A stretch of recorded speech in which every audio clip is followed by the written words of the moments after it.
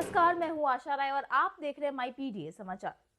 Janata Dal United के वरिष्ठ नेता केसी त्यागी और पार्टी के बीच अब औपचारिक रूप से दूरी बन चुकी है। जेडीयू के शीर्ष सूत्रों के मुताबिक त्यागी अब न तो पार्टी की नीतियों का प्रतिनिधित्व करते हैं और न ही उनके बयानों को पार्टी का आधिकारिक रुख माना जाएगा। जी हाँ, हाल ही के दिनों में उनके लगातार पार्टी लाइन से अलग बयानों और गतिविधियों के चलते यह स्थिति बनी। मिली जानकारी के अनुसार केसी त्यागी के कुछ बयानों से जेडीयू नेतृत्व के भीतर असंतोष बढ़ा था। खास तौर पर मुख्यमंत्री और जेडीयू के राष्ट्रीय अध्यक्ष नीतीश कुमार को भारत रत्न देने की मांग को लेकर उनका बयान पार्टी को रास नहीं आया। केसी त्यागी ने प्रधानमंत्री नरेंद्र मोदी को पत्र लिखकर नीतीश कुमार को भारत रत्न देने की मांग की थी, लेकिन जेडीयू ने इससे साफ तौर पर किनारा कर लिया।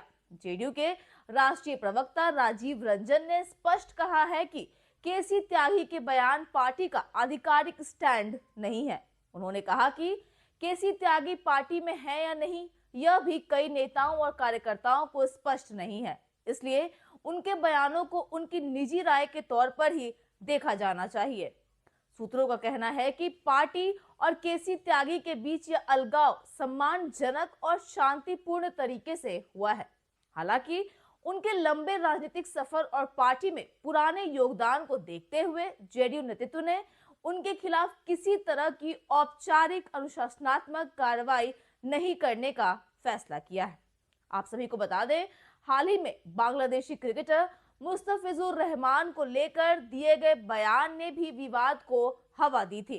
केसी त्यागी ने कहा था कि खेल में राजनीति नहीं लानी चाहिए और मुस्तफिजुर रहमान को आईपीएल में खेलने की अनुमति दी जानी चाहिए। उस समय बांग्लादेश में हिंदुओं पर हो रहे अत्याचारों को लेकर भारत में तीखी प्रतिक्रिया थी और इसी पृष्ठभूमि में उनके बयान को पार्टी नेतृत्व ने अनुचित माना।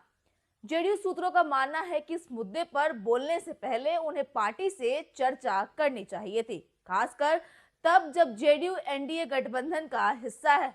पार्टी के भीतर यह भी माना जा रहा है कि केसी त्यागी इससे पहले भी लेटरल एंट्री, समान नागरिक संहिता और इजराइल फिलिस्तीन संघर्ष जैसे संवेदनशील मुद्दों पर एनडीए की नीति से अलग राय रख चुके हैं, जिससे जेडीयू को कई बार असहज स्थिति का सामना करना पड़ा। इन्हीं कारणों से उनसे पहले राष्ट्रीय प्रवक्ता पद भी छीन लिया गया था और उनकी जगह राजीव रंजन को यह जिम्मेदारी दी गई थी। जेडीयू नेतृत्व का अब साफ मानना है कि अब केसी त्यागी का पार्टी के फैसलों, नीतियों और भविष्य की रणनीति में कोई दखल नहीं होगा। पार्टी के अंदरूनी हलकों में इसे एक राजनीतिक युग के अंत की तौर पर देखा जा रहा है, जबकि जेडीयू अब संगठन को मजबूत करने और आगे की रणनीति पर ध्यान केंद्रित कर रही है। तो कुल मिलाकर जेडीयू और केसी त्यागी के बीच सम्मानजनक लेकिन निर्णायक अलगाव हो चुका है और अब पार्टी आगे की राजनीति व संगठनात्मक मजबूती पर अपना पूरा ध्यान केंद्रित कर रही है। फिलहाल तो इस रिपोर्ट में इतना ही। ऐसे लेटेस्ट खबरों से अपडेट रहने के लिए आप देखते रहिए माई पीडीए समाचार।